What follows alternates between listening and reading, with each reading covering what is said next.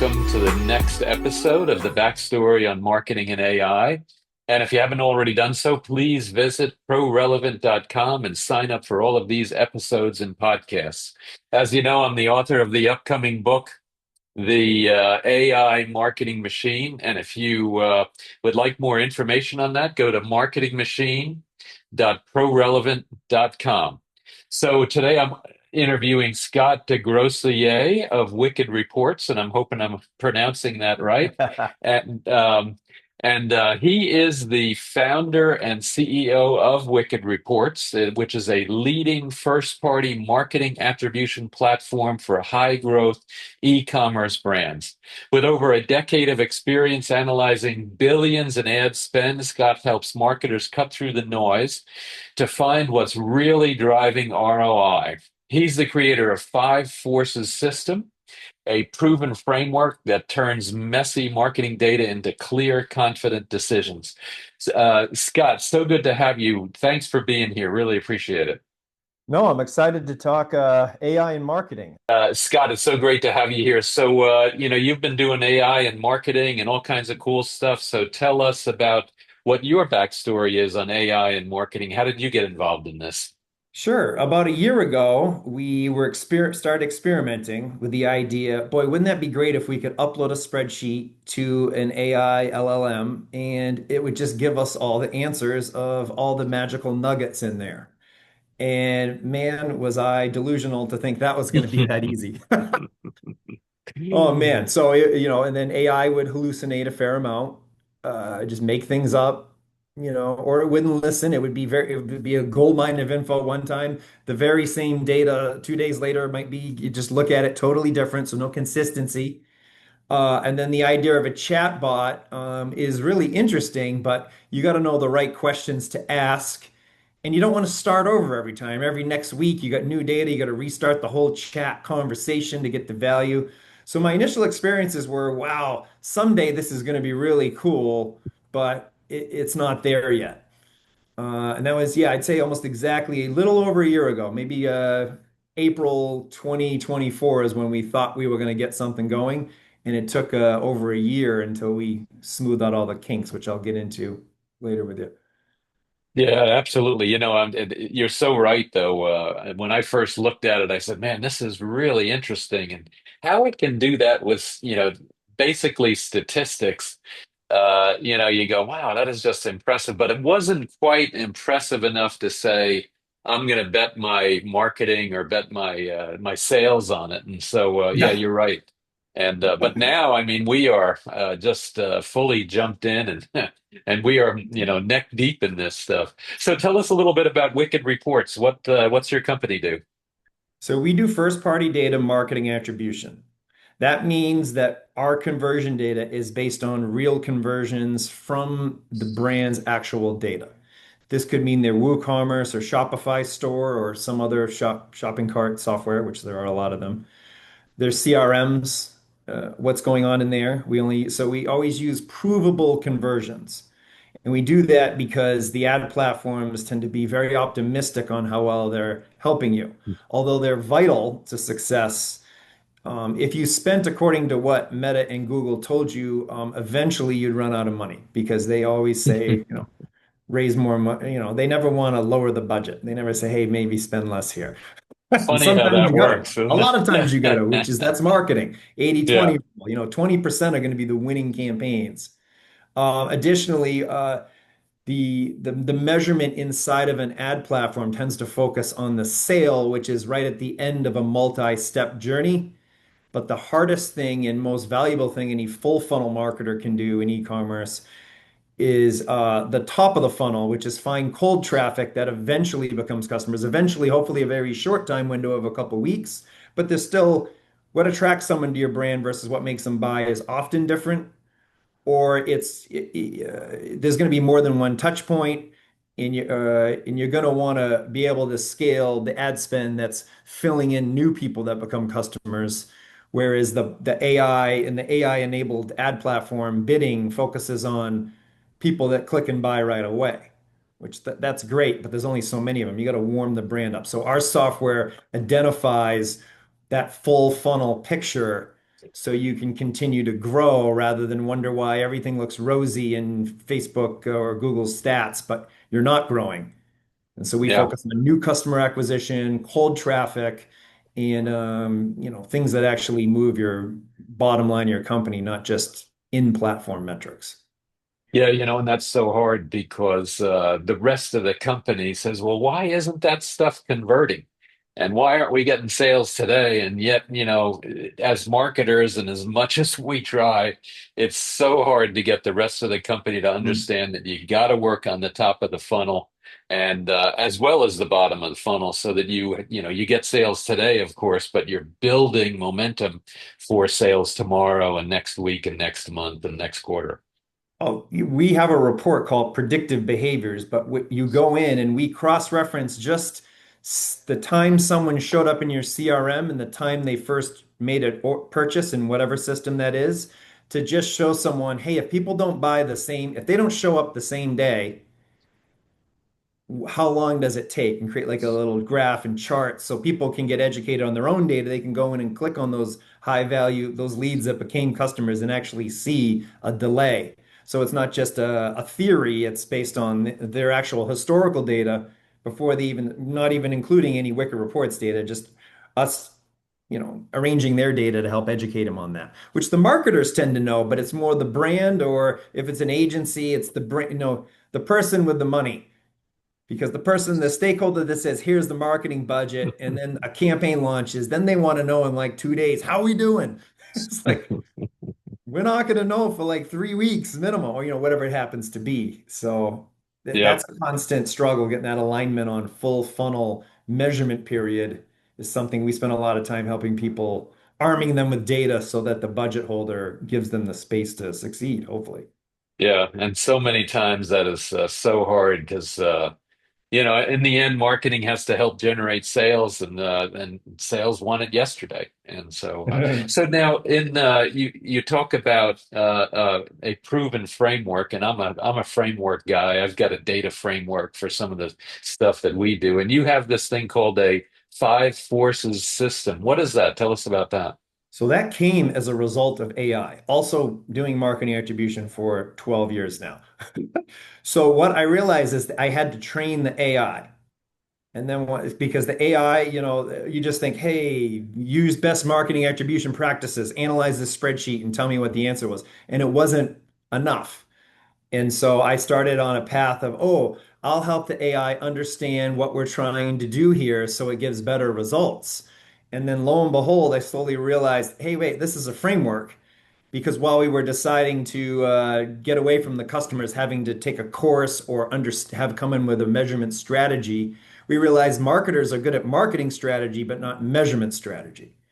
And so, how do we align those two together?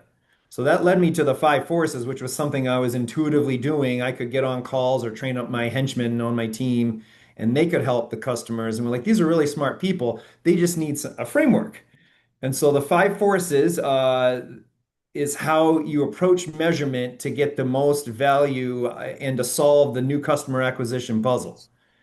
And so it is five forces. The first one being intention. What's your goal of the marketing? Because often people aren't sure. I don't know, sell stuff. Like, uh-oh. But a lot of full funnel marketers, they've got let's just say a top of funnel. They're trying to get cold traffic in that becomes customers. And then they get a middle funnel, move them along, and then a bottom funnel, click and buy, direct response.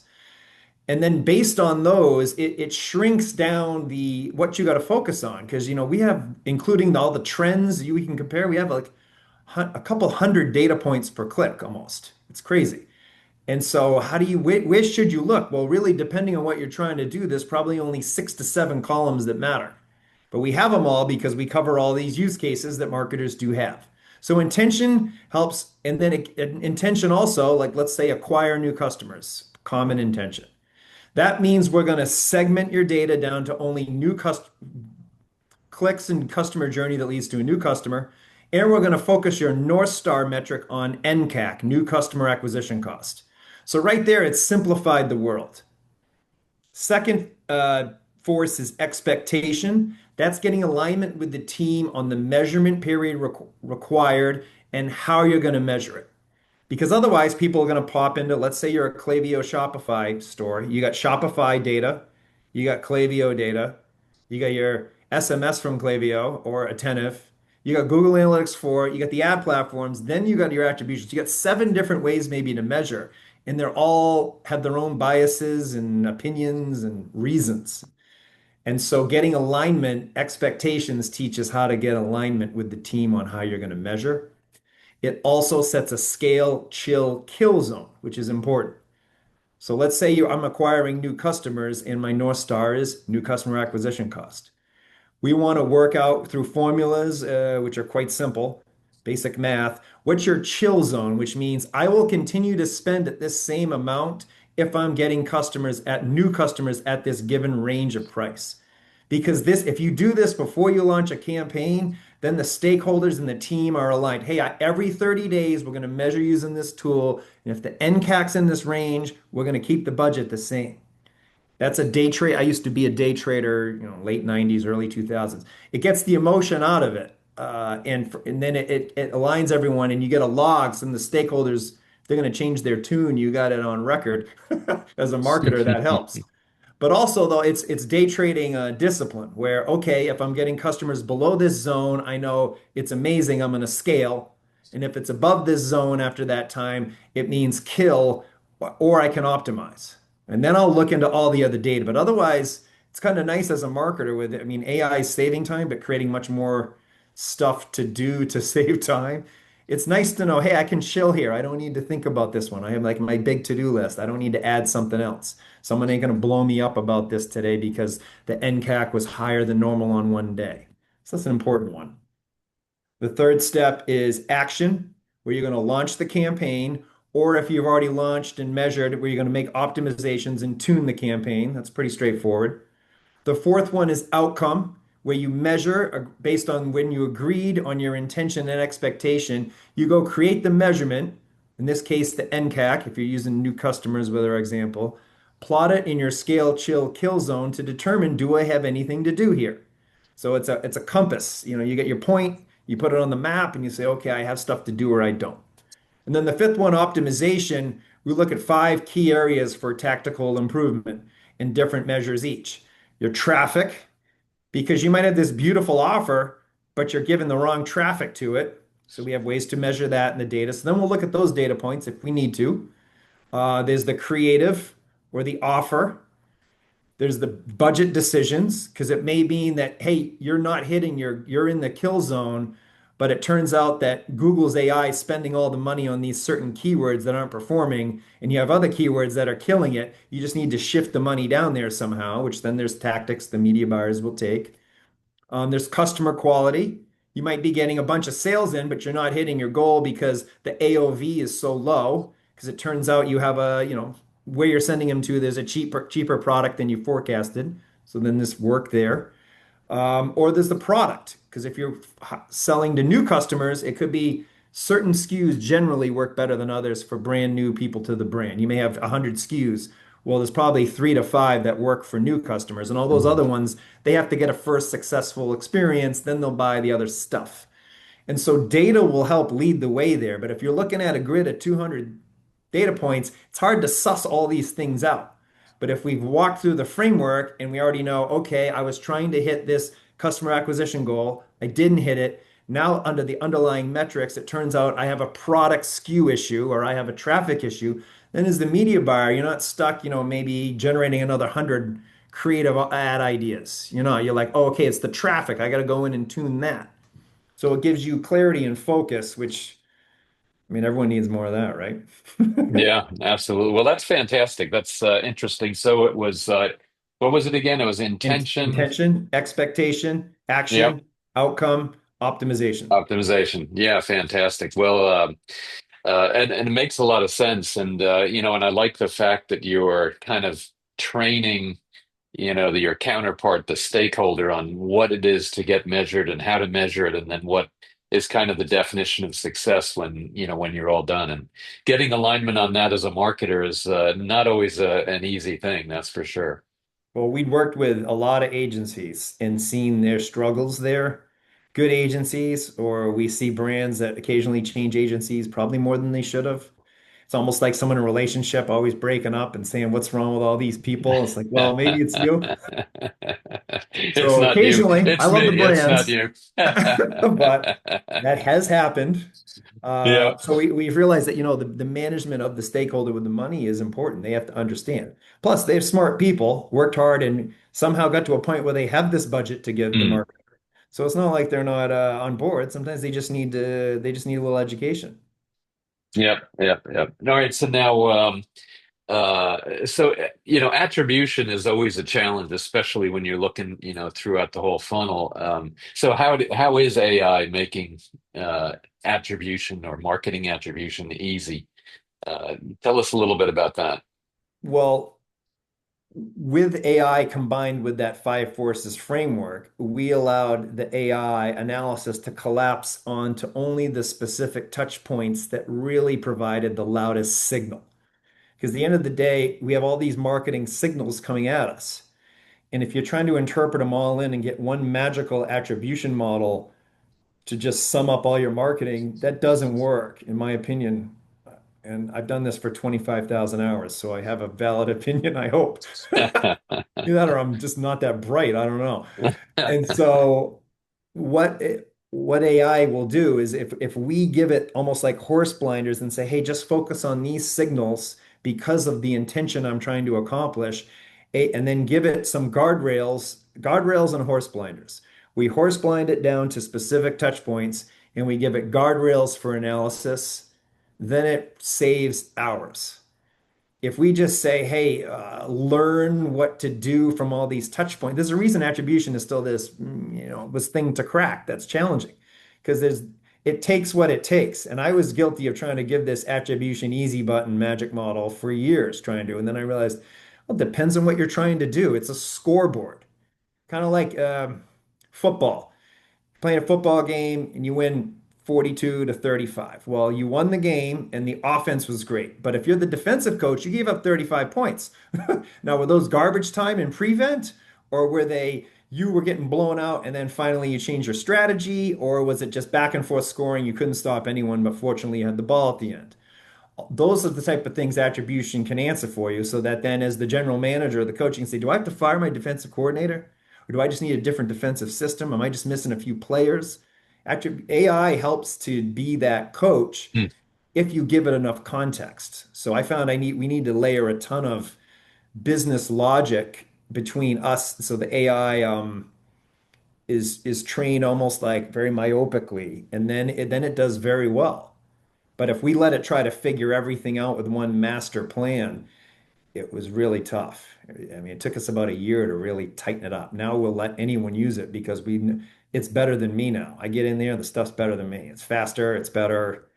It finds things I didn't think of, which I'm thrilled about. I finally can one less thing to worry about as a SaaS CEO. There's always something. At least I can Yeah. say, hey, the AI is analyzing ecom extremely well. So that's good. Yeah. Fantastic. Well, that's interesting. I like your analogy with the football score and whether you need a new defensive coach or an attribution methodology or whatever to be Mhm. able to really understand what's going on and hopefully get that 35 points down to something maybe a little bit better. Tell us about the challenges with Meta and Meta Advantage Plus campaigns and retargeting and stuff like that. Sure, sure. So, w- this AI helped flush this out. So we would get analysis and we'd say, hey, a lot of the time it would be like, you said you're trying to acquire new customers, was your intention. And then part of our traffic analysis would be like, well, then we measure the new customer acquisition cost. Like, ooh, it's too high for what you said. The brand puts in like their range, they're acceptable. And then we say, oh, you need to segment down. You're getting too many repeat customers. You have a traffic issue. So half of your budget for this new customer is being spent on repeat customers. I'd be like, well, it's an advantage campaign. I said, we heard that a bunch from people. What am I supposed to do?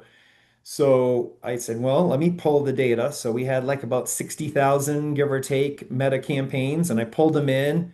I had my data guy pull them in and measure first click CAC, last click CAC, and all this, and new customer versus how many new customers would repeat.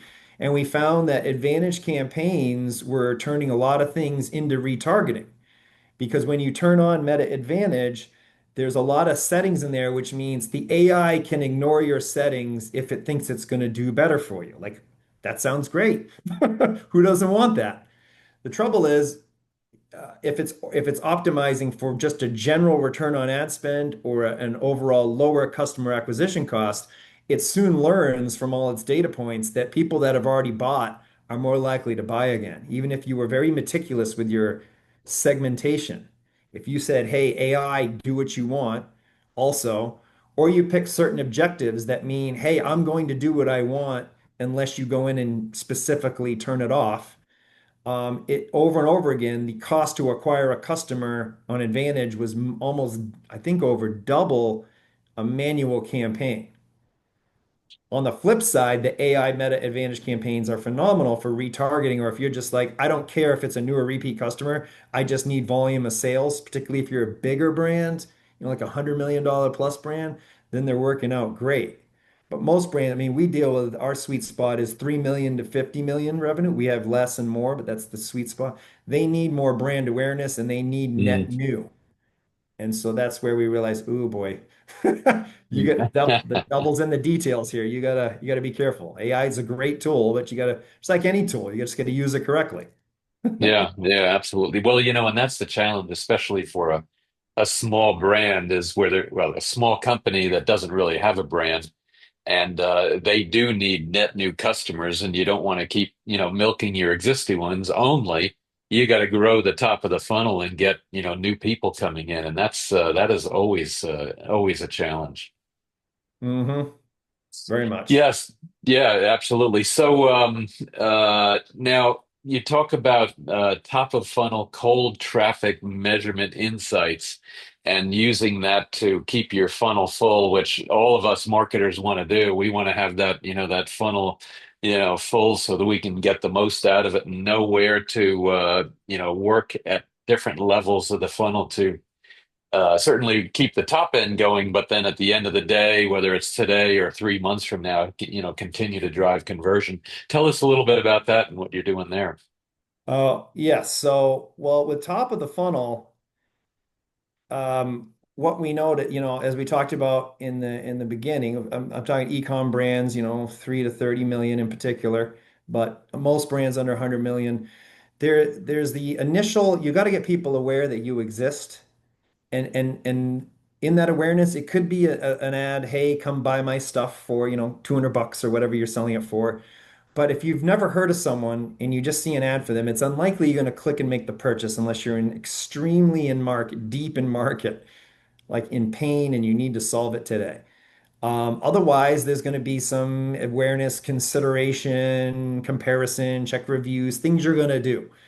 And so what we found again and again, and that's how I even first created Wicked Reports, was that first clicks, earning that first click that later becomes a high value customer is the toughest but most valuable thing a marketer can do. Finding people out in the universe that say, oh, getting that user journey stitched together. And so we took great pains at Wicked Reports to be able to do an attribution time machine. Once we figure out who someone is because they appeared in your first party data somehow, we then have all these mechanisms to go back in time before that point to figure out what interactions they had with the brand. And then give credit going back to that first click and then looking at actual sales that occurred and accruing the lifetime value. So then when you're in there saying, hey, well, what cold traffic has made money? We can tell you that because we've stitched that journey together. And then for Meta in particular, it's great at doing that. It's just that what you'll find, even for let's say a $200 product price point, it's a minimum of 2 weeks is the average. If they don't convert immediately or if they were untrackable for some reason, for trackable people, it's about 2 weeks. So then when they do convert, it's on a different ad or it's on an email or an SMS or they went direct to your brand. That's why you see all that annoying direct in your Google Analytics for. That's the marketers doing their job. Direct is a good sign, but it means, geez, you better have something that tells you what led to direct. Yeah, yeah. Uh, and so in Meta though, if you're looking, it'll reference a shorter time range and it'll look at just the end of that journey generally. or it'll be a black box. With ours, you can always prove it. You can click on a sale. We show you the whole timeline of click stamps so you can verify it. But we found that that was when people could have a strategic edge because they have data that they know works on cold traffic and it's not in the platforms. They have an edge on their competitors because they have, secret data they can act on. So that's why we focused on that was because also brands loved it because they could actually grow and scale using our data. In particular, if they have repeat purchases, you find cold traffic and convert them once and fulfill them, then the repeat purchase is much cheaper to get, if not free. And then that we continue to update the value of that ads, clicks, results as future purchases occur. Mm.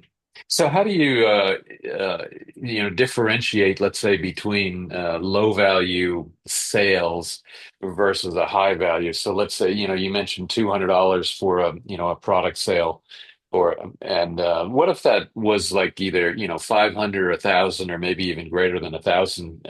Do you see a difference there in how all of this stuff works?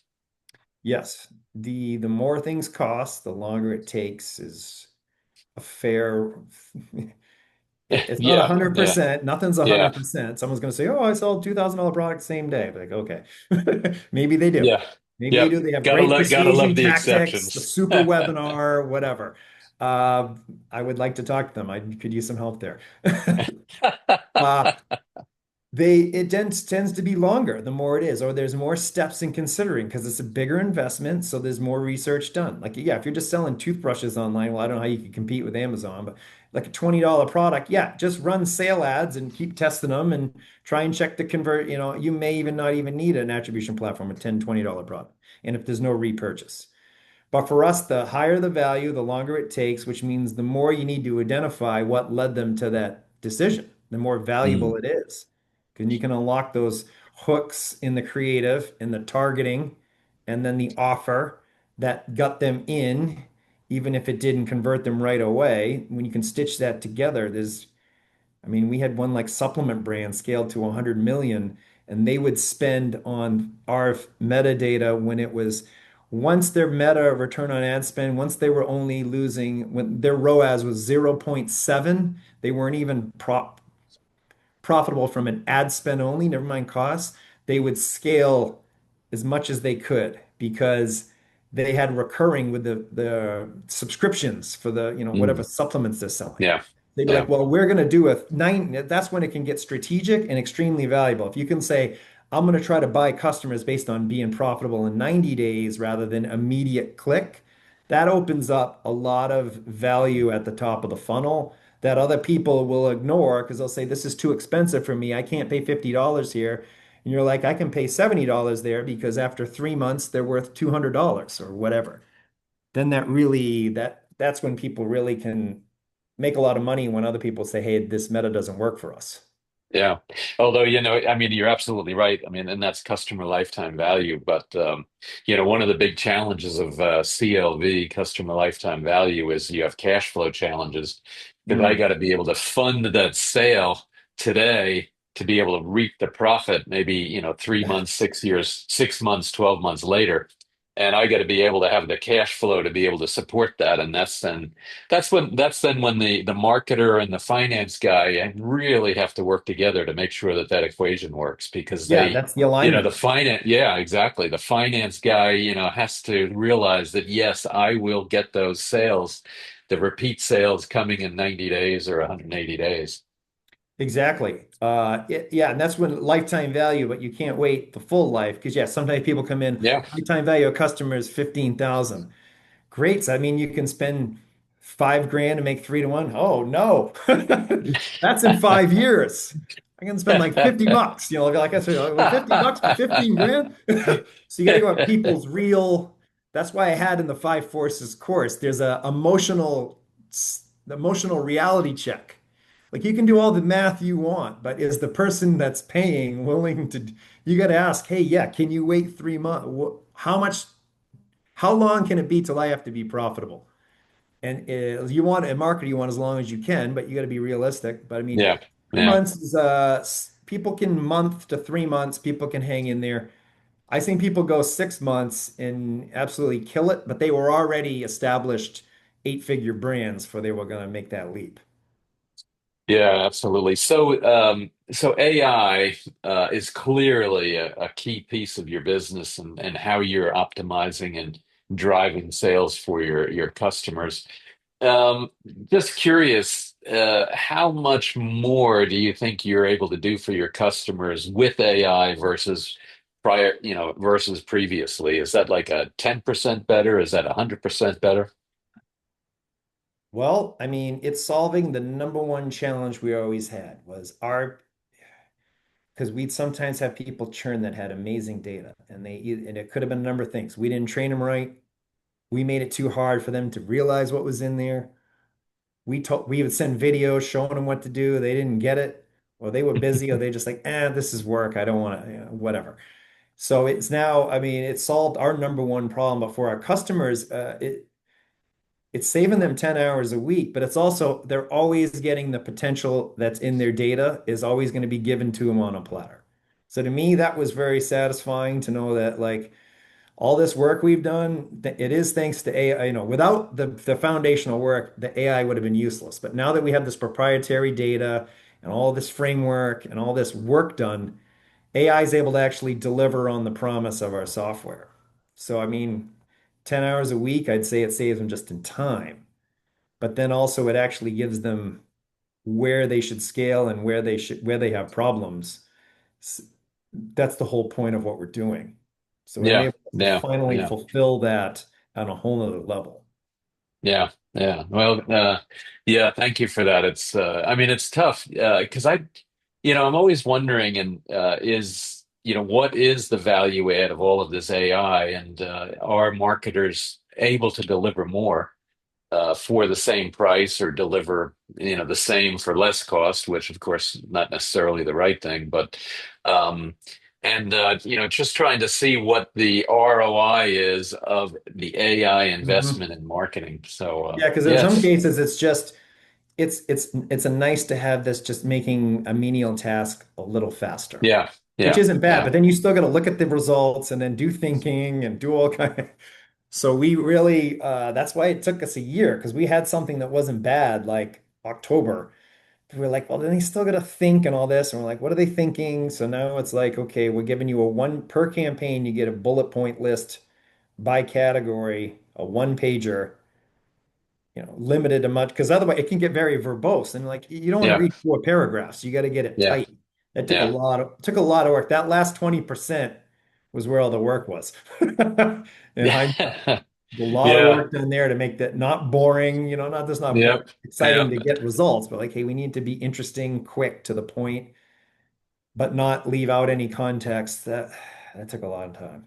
I'm Yeah, glad. that's like it wasn't it Einstein that said something like I would have made this letter shorter, but I didn't have the time. And that's I didn't exactly hear it. It that. That's just great. yeah, yeah, no, he because you could do like you're talking about, be incredibly verbose and get everything in there, but to distill it down to just what you really need to know takes time and effort and thinking and stuff like that. Yep. Yeah. So I wish we could go on. This has been really fascinating. But I do have one last question, and that is, what advice would you give an up and coming new marketer that's now trying to break into marketing, so to speak? Well, whenever you're talking to a client or a boss or potential, just think about what outcomes are they hiring you, just like we thought with the AA, what outcomes are they hiring you to do? Because for me, I've been managing people, I don't know, 30 years now. And it's always like if someone can actually get jobs done for me that deliver value, maybe it's simple, but to me, that still gives me great value. And then I want that person around. So not just say, oh, look, I can use this tool and oh, I can do this, but like, what's the point of it all? Get to the end point of what you're going to deliver that they're then going to deliver up the chain to probably more sales is what they want as a marketer. Tying your work to outcomes that the people, your clients or boss care about is that's where it's at, in my opinion.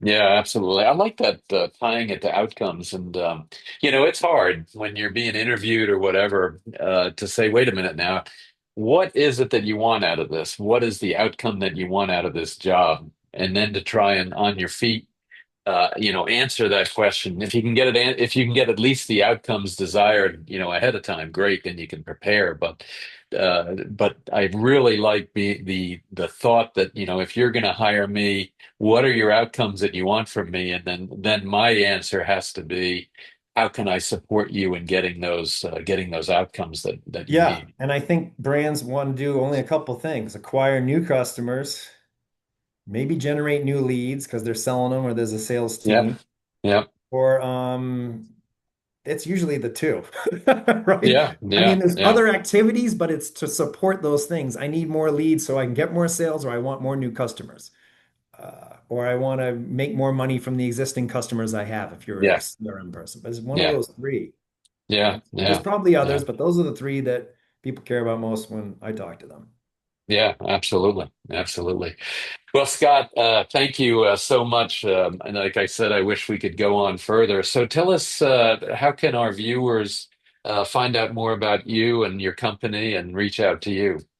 Sure. So the framework is at fiveforces.com, either the number or spelled out. The company, wickedreports.com. And on LinkedIn, I'm available. Scott DeGrossier, real long last name. Wicked Reports, Scott will pull me up. I can connect All you there. right.